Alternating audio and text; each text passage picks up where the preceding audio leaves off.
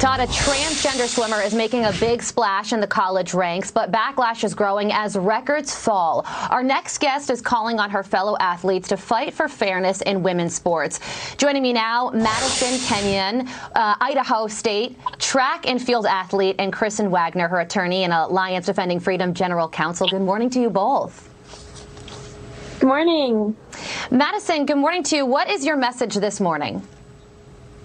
My message is to let all the people out there know that right now what we need is for people to speak up and take a public stance on this.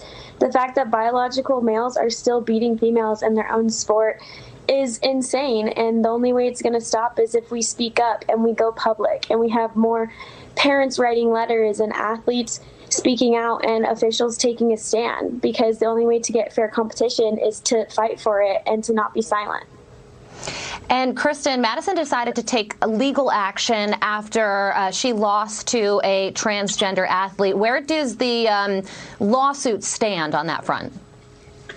Well, the lawsuit is in the trial court. It's already been up to the Ninth Circuit once, and it will continue to go up. I imagine that the U.S. Supreme Court will eventually decide this. The University of Pennsylvania, for example, right now has a male swimmer who is about to shatter U.S. Olympic records, women's records. And it's wrong for women to be sidelined in their own sports, and it's wrong for colleges and universities to actually side with activists over their own athletes. Yeah, and Madison, what is your goal with that lawsuit? What would you like to see happen? You know, I'd like to see that fairness for women's sports is fair, and that we get a level playing field, and that biological females only compete against females. Yeah, and we're looking at some of Leah Thomas's swimming footage on the screen. Several of her teammates have spoken out saying that it is unfair that she's competing as a woman after competing on the men's team for the first 3 years that she was in college. But her teammates have done so anonymously because they're afraid of repercussions. You're speaking out so publicly. Why did you decide to do that, and what has the reception been like? I decided to do this because I had the experience to compete against a biological male, and I was beat 5 times, and it's extremely deflating, and I know it's not fair. And so in any point where a biological male competes against a female in their own sports or competes as a female, competition is unfair. And so I want to say to those athletes, don't let anyone silence you. It's not scary, and we have so much support by taking a stance. And what we need now is just people to take that public stance and say that we want a fair competition and to not be silent. Yeah, and the thing is, Madison, that Leah Thomas, she's not breaking NCAA rules because under the rules, transgender athletes are allowed to compete with their chosen gender after taking a year of hormone therapy. What should the rules be, in your opinion?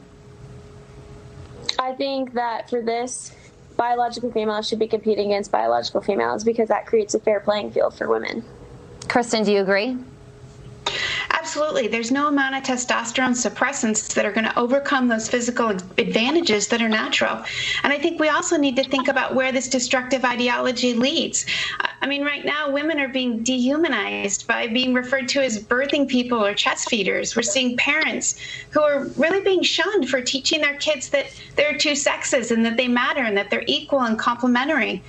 And we're seeing women who are being denied private spaces in locker rooms, in dorm rooms, in women's shelters, in prisons, and in other places. So I'm so proud of Maddie for standing up, not only for what's going on in the swimming pool and on the track competition, but we all need to be standing up on behalf of our women and our girls throughout this nation.